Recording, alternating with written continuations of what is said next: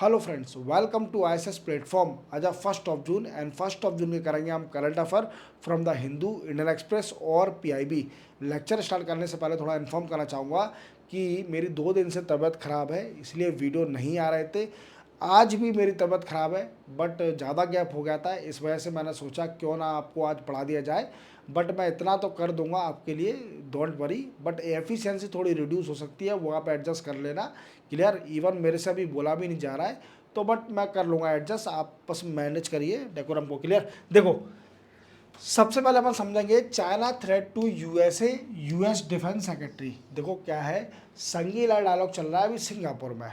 और संगीला डायलॉग में अब जैसे आप जानते हो ये डिफेंस डायलॉग होता है, इसमें कई सारी कंट्री के डिफेंस रिलेटेड ऑफिसर जाते हैं। जैसे यूएसए के डिफेंस सेक्रेटरी गए, इंडिया से कई सारे मिलिट्री ऑफिसर जैसे सीडीएस हमारे अनिल चौहान साहब गए। तो अभी यूएसए के डिफेंस सेक्रेटरी ने क्या बोला है चाइना के लिए कि ये कितना बड़ा थ्रेट बन सकता है यूएसए के लिए। इवन चाइना का काउंटर स्टेटमेंट क्या है वो मैं आपको डिटेल में समझाऊंगा। Then after Iran nuclear enrichment, international atomic energy commission जो एजेंसी क्या है कि इंटरनेशनल एटॉमिक एनर्जी एजेंसी ने क्या बोला है कि ईरान अभी भी यूरेनियम का एनरिचमेंट कर रही है। और यूरेनियम एनरिचमेंट क्या है, इवन राउंड टेबल टॉक भी चल रही है continuously between Iran and USA, but कोई रिजल्ट नहीं आ रहा है। वो मैं आपको डिटेल में समझाऊंगा कि क्या मामला है। क्लियर? समझते हैं। Anil Chauhan statement in Singapore. देखो अनिल चौहान साहब जो कि हमारे चीफ ऑफ डिफेंस स्टाफ है, ये बड़ा ही बड़ा स्टेटमेंट दे के आए हैं अभी सिंगापुर में। इवन ये कंट्रोवर्सी बना हुआ है पूरे इंडिया में कि ऐसा स्टेटमेंट कैसे दे दिया अनिल चौहान जी ने। बट मुझे कहीं भी नहीं लगा कि अनिल चौहान जी ने कुछ गलत बोला है। वो मैं आपको डिटेल में समझाऊंगा कि ऐसा क्या स्टेटमेंट है और इसको मिस इंटरप्रेट कैसे किया जा रहा है, वो अपन डिटेल में समझेंगे। Then after Trump announce double tariff on steel and aluminium. देखो ट्रंप ने अभी स्टील और एल्यूमिनियम के जितना भी इंपोर्ट हो रहा है इंडिया के अंदर उस सभी पर टैरिफ को डबल कर दिया है। कब से होगा जाएगा डबल और कितना परसेंटेज हो गया है और इंडिया का इसका क्या इम्प्लीकेशन होगा वो अपन डिटेल में समझेंगे। Then after Pakistan is in grey list. देखो जैसे आप जानते हो कि पाकिस्तान को 2018 में ग्रे लिस्ट में डाला था। इवन 2022 या 23 में इसको ग्रे लिस्ट से निकाल दिया था। अब ये FATF जो फाइनेंशियल एक्शन टास्क फोर्स है, इसमें अब ये ग्रे लिस्ट में नहीं है। अब मैं आपको डिटेल में समझाऊंगा कि इंडिया क्यों चाहती है इसको ग्रे लिस्ट में डालना, इवन ग्रे लिस्ट में आने के बाद इसके साथ क्या होगा वो मैं आपको डिटेल में समझाऊंगा। Then after automobile companies worry for rare earth metal. देखो क्या है कि ऑटोमोबाइल कंपनी जितनी भी कार बनाती है कंपनियां, ये बड़ी टेंशन में है क्योंकि क्या है कि रेयर अर्थ मेटल में प्रोड्यूस करने में चाइना बहुत आगे है। इवन चाइना ने भी कई सारी कंट्री को धमकी दी जिसमें यूएसए भी थी और जापान कि हम आपको रेयर अर्थ मेटल नहीं देंगे। अब इससे कौन कौन से पार्ट बनते हैं ऑटोमोबाइल के जो कि रेयर अर्थ मेटल बनाने में यूज़ करे जाते हैं ऑटोमोबाइल के पार्ट, वो मैं आपको डिटेल में समझाऊंगा। चलते वीडियो स्टार्ट करते हैं। First, US defence secretary warn threat from China. देखो यूएस के डिफेंस सेक्रेटरी हैं, याद रखना। पहले आप जानिए संगीला डायलॉग। संगीला डायलॉग क्या है? देखो ये सिंगापुर में होता है। It is a dialogue that always held in Singapore, जिसमें defence secretary, military officer, defence minister, clear, ये सारे पार्टिसिपेट करते हैं। क्लियर? ये सारे लोग पार्टिसिपेट करते हैं, इवन डिस्कस करते हैं on the issue of defence ties. किस पर? डिफेंस टाइज और कोऑपरेशन। क्लियर? डिफेंस टाइज और कोऑपरेशन पर डिस्कस करते हैं। इसी में क्या हुआ कि यूएसए के डिफेंस सेक्रेटरी भी गए जिनका नाम है पेटी हैग, ऐसे कुछ नाम है, हैक्सेट, पैटी हैक्सेट नाम है इनका। और ये गए, इन्होंने एक बहुत बड़ी बात बोल दी जो कि कंसर्न बना हुआ है पूरे यूएसए में।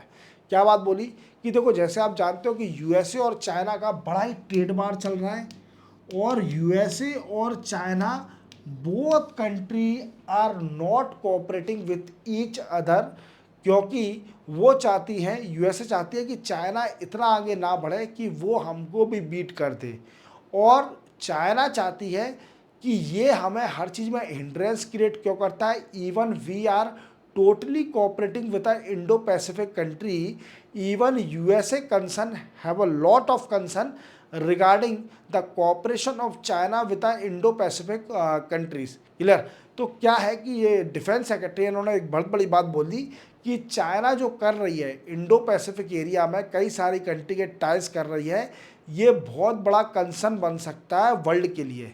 Even China China want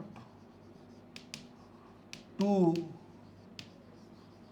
कनक्वर Taiwan, Taiwan को जो अपना पार्ट बनाना चाहती है चाइना, ये भी जियो पॉलिटिकल टेंशन क्रिएट कर सकता है, इवन वर्ल्ड में इफेक्ट कर सकता है।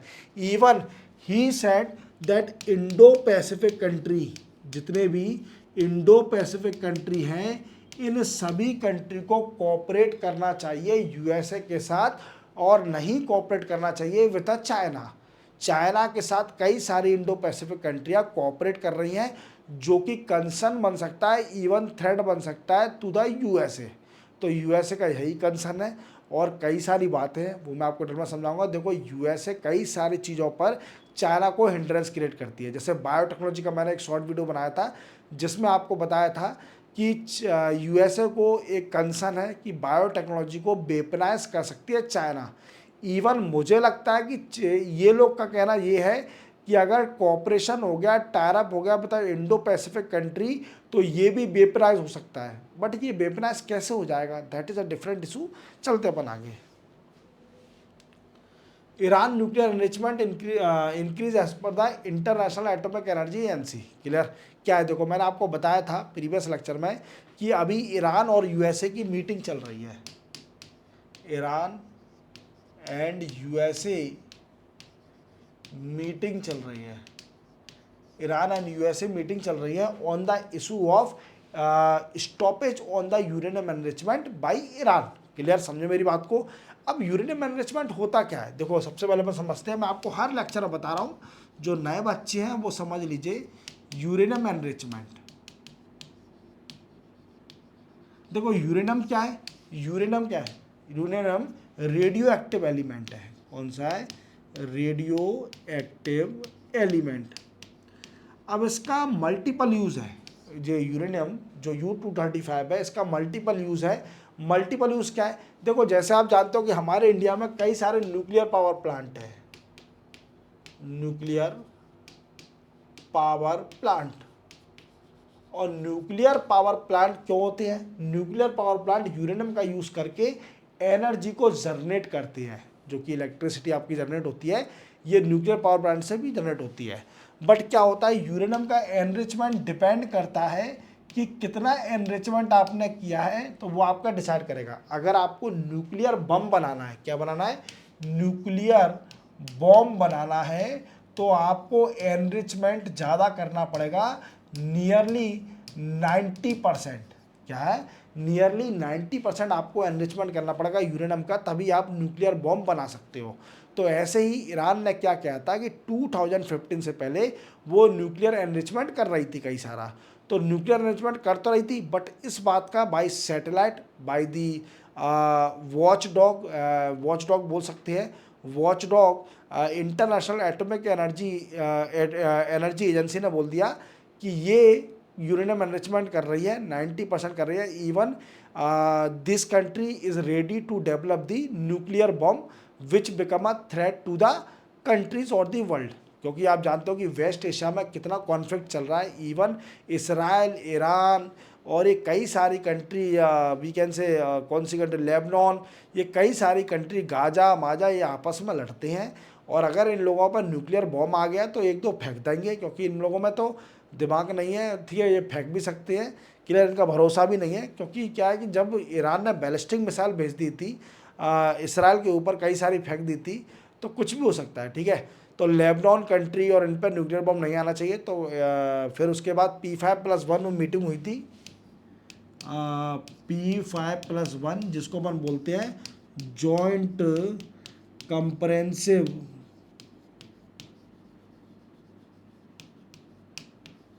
Action plan. Joint comprehensive action plan, ये P5+1 मतलब P5+1 क्या है कि 5 permanent member of United nation security council और 1 क्या है यूरोपियन यूनियन प्लस जर्मनी। हालांकि यूरोपियन यूनियन जर्मनी मेंबर है। एक और कंट्री थी कोई, शायद ब्रिटेन अपन बोल सकते हैं, नहीं ब्रिटेन तो उस टाइम यूरोपियन यूनियन की मेंबर थी। जर्मनी थी ना आई थिंक, पर वो यूरोपियन यूनियन का मेंबर है। ठीक है, जो भी है, यूरोपियन यूनियन की अलग उनकी वो है, पर मेंबर है, इसका मतलब ये नहीं है कि जर्मनी भी नहीं बैठ सकती। क्लियर, P5+1 में मैटर था। तो क्या हुआ, इसके बाद मीटिंग डिसाइड हो गया, ईरान ने बोला कि ठीक है भैया हम रेडी हैं, हम न्यूक्लियर एनरिचमेंट को कम करने को तैयार है। Even we only enrich the uranium at the level of to generate the nuclear energy generate करने के लिए ही हम न्यूक्लियर यूरेनियम का एनरिचमेंट करेंगे। इवन 2018 में जब डोनाल्ड ट्रंप साहब फर्स्ट टर्म यूएसए के प्रेसिडेंट बने, मैं कई बार बता चुका हूँ, रिपीट कर रहा हूँ आपको, फर्स्ट टर्म प्रेसिडेंट जब डोनाल्ड ट्रंप साहब 2018 में बने तो इन्होंने बोल दिया कि cooperation with Iran in P5+1 और the joint comprehensive action plan is a wastage of time, is a wastage of the money of the USA. Clear, तो यूएसए ने बोला कि we are going to withdrawal from this particular plan, nonsense plan. Clear, तो USA ने 2018 में withdrawal कर लिया। अब यूएसए एक ऐसी कंट्री थी जो कि ईरान के ऊपर अच्छा सा कंट्रोल कर सकती थी, बट यूएसए ने विड्रॉल कर लिया तो डेफिनेटली ईरान तो चाइना का दोस्त ही है, रशिया का भी दोस्त है। क्लियर, तो दो कंट्रियाँ तो बोलेंगी नहीं। इवन ब्रिटेन का कोई मतलब नहीं है, ब्रिटेन ख़त्म हो चुकी है, यूएसए में ताकत थी, तो रशिया चाइना ऑलरेडी दोस्त है। बचा एक फ्रांस में ज़्यादा दम नहीं है, फ्रांस एमरल मैक्रोन साहब अपनी अपनी फोकस करता है, फ्रांस अपनी कंट्री को देखता है, उसे ज़्यादा मतलब भी नहीं है। तब यूएसए ही चला गया, वर्ल्ड से कोई मतलब ही नहीं है उसे वर्ल्ड से, तो उन्होंने बोल दिया कि हम we are not cooperating in P5+1 और the joint comprehensive action plan which is controlling on the Iran to nuclear enrichment. Clear, ये बोल दिया। तो उसके बाद क्या हुआ कि ईरान को फ्रीडम मिल गया कि अब तो मुझे कोई कंट्रोल ही नहीं कर सकता। अब जो मेन कंट्री जो मेरे ऊपर कंट्रोल कर रही थी वही विड्रॉल कर गई, तो क्या करना। तो क्या हुआ कि ईरान ने क्या किया, न्यूक्लियर एनरिचमेंट बढ़ा दिया अपना। कितना बढ़ा दिया, 60% कर दिया। But that is not sufficient to produce the nuclear bomb, because nuclear enrichment कम से कम 90% होना चाहिए, तभी इसका कुछ हो सकता है। तो इसी को देखते हुए फिर राउंड टेबल टॉक हुई। सेकंड टर्म के लिए यूएसए प्रेसिडेंट आए, डोनाल्ड ट्रम्प साहब ने बोला कि we are again ready to join the P5+1 to control the uranium enrichment by the Iran. Clear, तो ऐसी कई सारी राउंड टेबल टॉक हुई, ओमान में भी हुई थी, अभी इस्तानबुल में भी, जनीवा इस्तानबुल कहीं हुई थी मीटिंग, मैंने प्रीवियसली बताया था आपको। क्लियर, ये मीटिंग होने के बावजूद भी ये डिसाइड हुआ, फिर वो मान गए ईरान। इवन अभी इंटरनेशनल एटॉमिक एनर्जी एजेंसी की रिपोर्ट आई है, वॉचडॉग किया, उन्होंने बोला है कि ईरान अभी भी न्यूक्लियर का एनरिचमेंट कर रही है अप टू 60% और फ्यूचर में 90% भी कर सकती है। That is sufficient, that is enough to produce the nuclear bomb. तो उसको कैसे भी कंट्रोल किया जाए। इवन जो ईरान के लीडर हैं उन्होंने बोला कि ये बेसलेस क्लेम है, ऐसा कुछ नहीं हो रहा है। Even we are ready to cooperate with USA और other country, even we are sitting with a round table with USA and we are discussing on the issue that how to control on the uranium enrichment in Iran particularly. और ये इस तरह की baseless बातें ना करो। Clear, international atomic energy agency से बोला कि आप बेसलेस बातें ना करो, जाने काका से सोर्स ले आते हो ईरान कंट्री। क्लियर, तो परेशान ना करो हमको, हम ऑलरेडी रेडी हैं आपसे कोऑपरेट करने के लिए। क्लियर, तो ये पूरी कहानी है।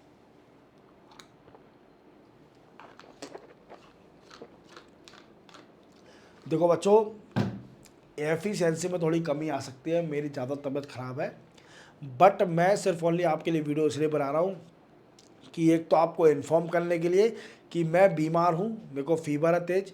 इवन सेकंड बात ये है कि मैं आपको इसलिए वीडियो बना रहा हूँ कि आपका कुछ लॉस ना हो जाए। इवन देखो क्या है कि न्यूज़पेपर जो होता है 2-3 दिन की न्यूज़ क्या होती है वो रिपीट होती है। अब ये बात ध्यान रखना, क्योंकि मैं 3 न्यूज़पेपर पढ़ाता हूँ, कभी हिंदू की न्यूज़ इंडियन एक्सप्रेस अगले दिन आती है, इंडियन एक्सप्रेस की न्यूज़ अगले दिन हिंदू में आती है। तो 2 या 3 की न्यूज़, अगर 3 दिन की न्यूज़ मैं करा देता हूँ आपको, तो समझ जाना कि अगर एक वीडियो बना दिया तो 3 दिन वो चलेगा।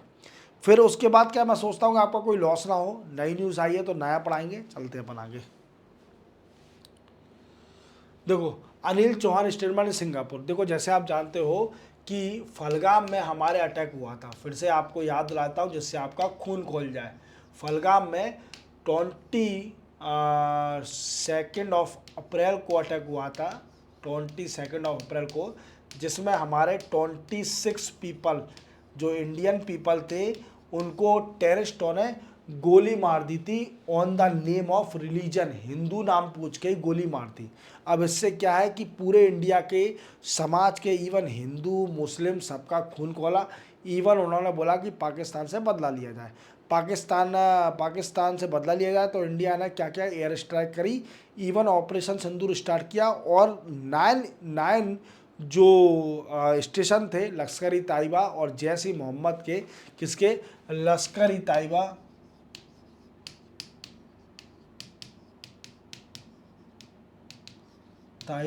और जैश ई मोहम्मद, इनके बेस थे जो 9 बेस थे, उन सभी को उड़ा दिया मिसाइलों से। इवन ब्रह्मोस मिसाइल भी यूज़ करी गई थी, कई सारी मिसाइलें यूज़ करके इसको उड़ा दिया। इवन राफेल कई सारे गए थे हमारे, और उड़ा के मतलब धुआं कर दिया। इवन 100 से ज़्यादा टेररिस्ट लोग मरे थे उसके अंदर, जिनकी ट्रेनिंग चल रही थी। इवन ये फिर से इंडिया में आके कुछ ना कुछ करते, तो इंडिया ने पहले सफाया कर दिया। अब इसी को देखते हुए क्या हुआ कि पाकिस्तान ने भी कई सारे ड्रोन भेजे, इवन हमने डिस्ट्रॉय भी कर दिए कई सारे S-400 का यूज़ करके, इवन स्काल्प का यूज़ करके। और एक और मिसाइल थी, मैंने आपको प्रीवियसली बताई थी, स्काल्प का यूज़ करा था, ब्रह्मोस का मिसाइल का यूज़ करा था इसको डिस्ट्रॉय करने के लिए। क्लियर, ये मैंने आपको बताया था। देन आफ्टर इसके बाद क्या हुआ कि कई सारे अपोजिशन पार्टी हमारे इंडिया में, इवन कई सारी बाहर की कंट्रियाँ, इवन पाकिस्तान क्लेम करने लगी कि जब इंडिया आई थी तो हमने 6 उसके राफेल मार गिराए, इवन 6 राफेल मार गिराए। तो हालांकि पाकिस्तान से पूछा गया कि क्या प्रूफ है, तो पाकिस्तान ने बोला कि हमारे पास सोशल मीडिया का प्रूफ है, जो कि सोशल मीडिया एक तरह से is a source of the fake news. The 60 and 70% of the newses in social media are totally fake. मैं आपको सच बताऊं, because in our IT Act of 2000 there is a one section number 79, there is in which there is no immunity on the platform if any fake news is spreading in the platform by any user. Clear, किसी मतलब immunity दे के रखी है, platform को immunity दे के रखी है, there is a immunity in the to the platform if any fake news is spreading in the that particular platform, जैसा फेसबुक हो गया, इंस्टाग्राम हो गया, या फेक न्यूज़ अगर फैल रही है तो मतलब प्लेटफॉर्म की कोई रिस्पॉन्सिबिलिटी होगी, उसको फ्रीडम दे के रखा है। इवन रिस्पॉन्सिबिलिटी किसकी होगी, जिस पर्सन ने इसको स्प्रेड किया है। क्लियर, देखते हैं। हालांकि उसके लिए फेक चेक यूनिट बन रही है, वो अलग बात है, वो मैं आपको आगे कई बार बता चुका हूँ, आगे भी बता दूंगा। अभी तबीयत ज़्यादा सही नहीं है तो आप डिटेल वाला समझिए। तो इसके बाद क्या हुआ कि कई सारी अपोजिशन पार्टी इंडिया में भी और इवन पाकिस्तान इस तरह से बातें करने लगी कि भाई हमने भी बहुत नुकसान किया है इंडिया का, और इवन कुछ प्रूफ नहीं था इनके पास, बस ये बकवास करने का प्रूफ था कि हम पास सोशल मीडिया का प्रूफ है, जो कि which is a major source of the fake news. तो इसके बाद क्या हुआ कि इंडिया ने बोला कि ऐसा कुछ नहीं हुआ है, हमने मतलब सीज फायर भी साइन हो गया था 14 डेज़ के अंदर। फिर इसके बाद क्या हुआ, जैसे मैं आपको कई बार बता रहा हूँ कि संगीला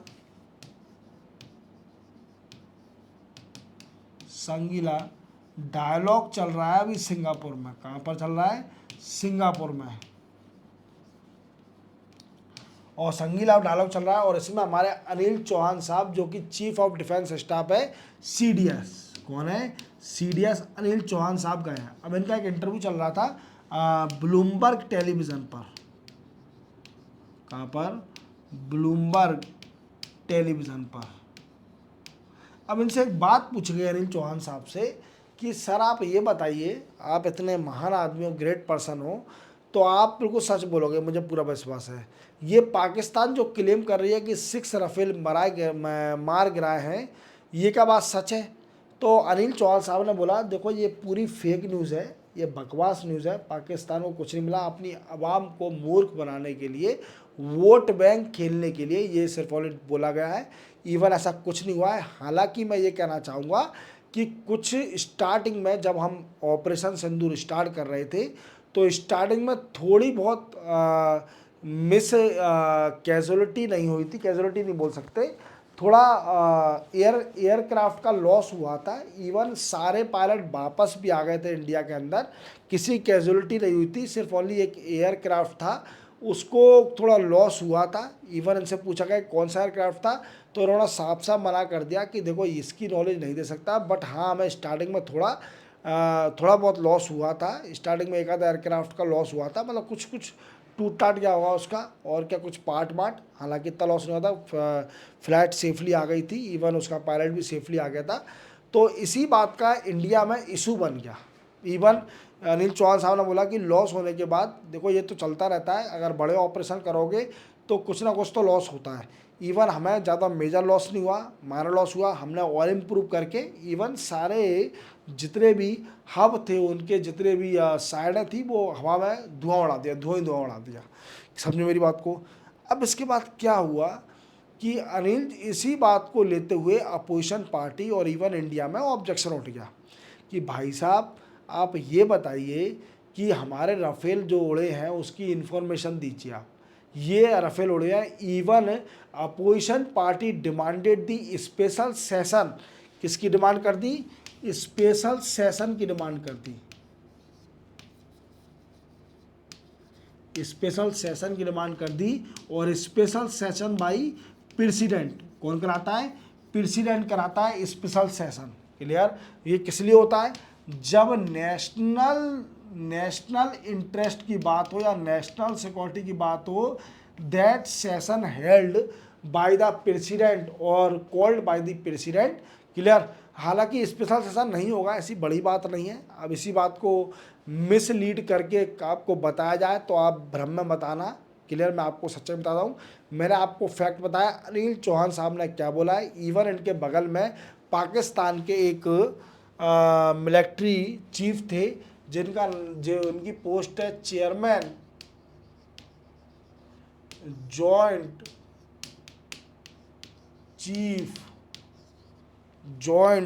चीफ स्टाफ कमेटी, CJCSC, ये इनका पोस्ट का नाम है। और इनका नाम है क्या नाम है? Shamshad Mirza.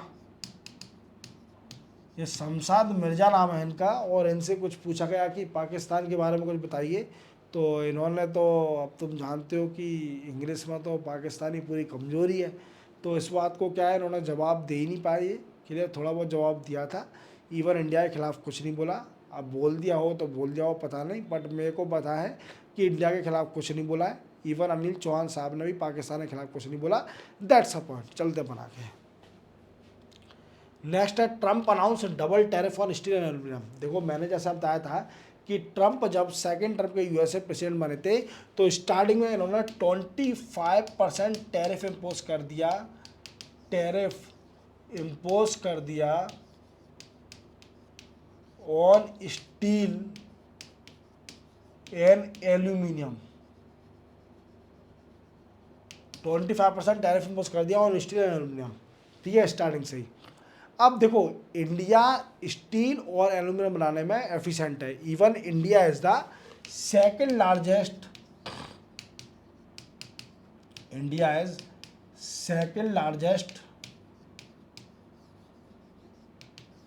Producer of steel. Second largest steel को प्रोड्यूस करने वाली इंडिया कंट्री है, और कई सारी कंट्री को एक्सपोर्ट भी करती है। इवन यूएसए को नियरली $5 बिलियन का स्टील भी एक्सपोर्ट करती है। जैसे स्टेनलेस स्टील हो गया, स्टेनलेस स्टील, स्टील कंपोनेंट हो गए, क्या हो गए, स्टील कंपोनेंट हो गए, ये कई सारे स्टील कंपोनेंट हो गए, कई सारे प्रोडक्ट भी वी कैन से यूएसए को देती है, नियरली $5 बिलियन के। अब इंडिया ने बोला कि देखो यार तुम है ना टैरिफ बढ़ाते ही जा रहे हो, इवन 25 से अब डोनाल्ड ट्रम्प साहब ने डिसीजन लिया कि 50% टैरिफ करा जाएगा on on on we can say steel and aluminium. कितना करेगा, 50% टैरिफ कर देगा स्टील और एल्यूमिनियम पे फ्रॉम 4 जून। कब से, 4 जून से अगर यूएसए में कोई भी स्टील और एल्यूमिनियम का प्रोडक्ट आता है तो उस पर 50% टैरिफ लगाया जाएगा। समझे मेरी बात को। अब इसी बात से इंडिया भड़क गई कि इंडिया के एक्सपोर्टरों को लॉस होगा। क्लियर। तो इंडिया ने बोला कि देखो यार तुम बहुत गलत कर रहे हो, हम भी रिटेलिएशन टैरिफ लगा सकते हैं बट हम नहीं चाहते, क्योंकि we are on a discussion of bilateral investment treaty. Bilateral investment treaty discussion is ongoing. हम क्या है, BIT अभी TT ऑन गोइंग चल रहा है, डिस्कशन चल रहा है यूएस और इंडिया में, और we are a good friend of USA. हम नहीं चाहते कि हम तुमसे लड़ाई लड़ाएं बिना वजह की रेसिप्रोकल टैरिफ लगा के। तो आप खुद ही समझ जाओ, हमारी स्टील का लॉस मत कराओ। इवन $5 बिलियन का हमारा लॉस हो सकता है एक्सपोर्टर को अगर 50% टैरिफ लगा दिया। इवन आपकी कंट्री में कितना लॉस होगा, इवन आप देखिए आपका कंपटीशन रिड्यूस हो जाएगा कंट्री में, इवन आपकी स्टील की प्राइस एनहांस हो जाएगी, इवन जॉब रिस्क है, इवन इन्फ्लेशन भी बढ़ जाएगा। ऐसे ही अभी यूरोपियन यूनियन में हुआ था और फिर इंडिया ने एग्जांपल दिया कि देखो हम we are discussing with the European Union on the issue of free trade agreement, and then we raised the objection of the carbon border adjustment mechanism in which European Union countries impose the tariff on the carbon producing product if imported in the European country from 1st of January 2027। Clear, ऐसा बोला गया। तो उसके बाद European union ने बोला कि ठीक है हम कुछ कंसेशन देने को तैयार है, even you should also become a responsible person of the country and reduce some tariff on particular steel and aluminum because we are the second producer and our income is a source of income is higher in from the steel or the aluminum। तो ऐसी बातें थी। Even WTO में जाने के लिए धमकी दी। मैंने आपको एक शॉर्ट ही बनाया था, इवन स्पेशलिस्ट स्टील के ऊपर बनाया था कि मैंने बताया था आपको कि इंडिया के खिलाफ टैरिफ लगा रही है। तो USA चली गई WTO में कि भाई ये हमारे स्टील में प्रोडक्ट पर क्यों लगा रही है। तो इंडिया ने जवाब दिया कि देखो यार we are efficient, we are good at producing the steel but we are poor at produce the specialist steel.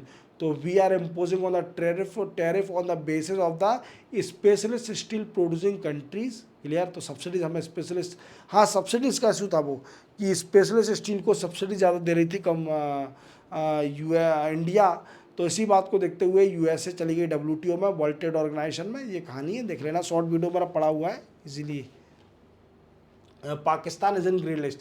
देखो जैसे आप जानते हो financial action task force, financial action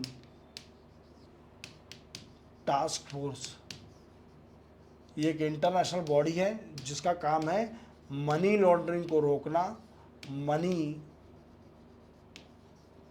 laundering को रोकना, even financial terror financial terror मैंने terrorist को financial support करना, ये दो काम है इसको रोकना। क्लियर। हालांकि फाइनेंशियल एक्शन टास्क फोर्स के दो लिस्ट हैं, एक है ग्रे लिस्ट और एक है ब्लैक लिस्ट। देखो ये दो लिस्ट में अगर कोई भी कंट्री अगर डाल दी जाती है तो उसकी कई सारी डिफ़िकल्टी क्रिएट होती है कि उसको लोन नहीं मिल सकता, इवन वो क्योंकि वो टेरर फाइनेंसिंग कर रही है। तो क्या है कि इंडिया चाहते हैं कि पाकिस्तान को ग्रे लिस्ट में डाल दिया जाए, क्योंकि क्या है कि इसका जो सोर्स ऑफ इनकम जो IMF ने अभी इसको लोन दिया है वो भी इसका रुक जाएगा, जो कि $7 बिलियन का अगस्त 2024 में सैंक्शन किया था, वो भी रुक जाएगा। तो इंडिया चाहती है कि इसको ग्रे लिस्ट में। USA से अभी क्या है, विक्रम मिश्री गए थे USA 3 डे की विजिट पर, तो वहाँ डिस्कस करके आए कई सारे related to bilateral investment, TT, rare earth metal, critical mineral और we can say emerging technology पर। क्लियर। अब ये डिस्कस हुआ कि फाइनेंशियल एक्शन टास्क फोर्स को फोर्स किया जाए कि पाकिस्तान को ग्रे लिस्ट में डालो, क्योंकि ये टेरर फाइनेंसिंग करती है, इवन मनी लॉन्ड्रिंग भी करती है, तो इसको सजा ग्रे लिस्ट में डालना चाहिए। ब्लैक लिस्ट में बाद में डलता है, ब्लैक लिस्ट ज़्यादा खतरनाक होता है, उस कंट्री को फिर इंडिविजुअली कर दिया जाता है। ये कहानी है, सिंपल चलते पढ़ाएंगे। आज तबीयत खराब है, ज़्यादा अच्छा नहीं पढ़ाऊँगा। Clear. Automobile company worry for rare earth metal. देखो जैसे आप जानते हो कि चाइना एक ऐसी कंट्री है जो कि पूरे वर्ल्ड में रेयर अर्थ मेटल को डोमिनेंस करके रखी है। क्या रखी है? रेयर अर्थ मेटल पर डोमिनेंस करके रखी है चाइना कंट्री। अब क्या है कि चाइना कंट्री क्या कर रही है, रेयर अर्थ मेटल एक्सपोर्ट करना बंद कर रही है। कह रही है कि हम आपको रेयर अर्थ मेटल नहीं देंगे, अब तुम क्या करोगे। तो कई सारी ऑटोमोबाइल कंट्री कह रहा हूँ, सॉरी, ऑटोमोबाइल कंपनीज, कुछ भी बोल रहे हैं आपके सर, क्योंकि क्या है, automobile company general motor, we can say Toyota, we can say टोटा के बाद वोल्स वैगन, ईटीसी, होंडाई, ये कई सारी कंपनी हैं जो कि ब्लेम कर रहे हैं चाइना के ऊपर कि हमारे कई सारी कंपनियां डिस्ट्रॉय हो सकती हैं, इवन बंद हो सकती हैं अगर हमको रेयर अर्थ मेटल नहीं मिला तो देखो इससे कई सारे प्रोडक्ट बनते हैं। Windshield wiper motor, anti lock braking sensor, automatic transmission, throttle bodies, various motor, sensor, seat belt, speaker, light और पावर स्टीयरिंग एंड कैमरास, ये कई सारे प्रोडक्ट बनते हैं by using of the rare earth metal. तो याद रखना, इवन ऑटोमोबाइल कंपनी बोल रहे हैं कि अगर चाइना नहीं देती है तो इसका अल्टरनेटिव ढूंढिए, नहीं तो हमारी कंपनी बंद हो जाएगी, कंपनियां नहीं कार बना पाएंगी, क्योंकि क्या है, most of the product are produced by the using of rare earth metal, and China has already denied to provide the rare earth metal to the different country, even USA, because China retaliation कर रही है in the form of stopping the export of the rare earth metal और critical mineral। यही पूरी कहानी है, समझे होंगे आप मेरी बात को। तो इसी के साथ 1 जून का मैं लेक्चर आपको कंप्लीट करा दिया।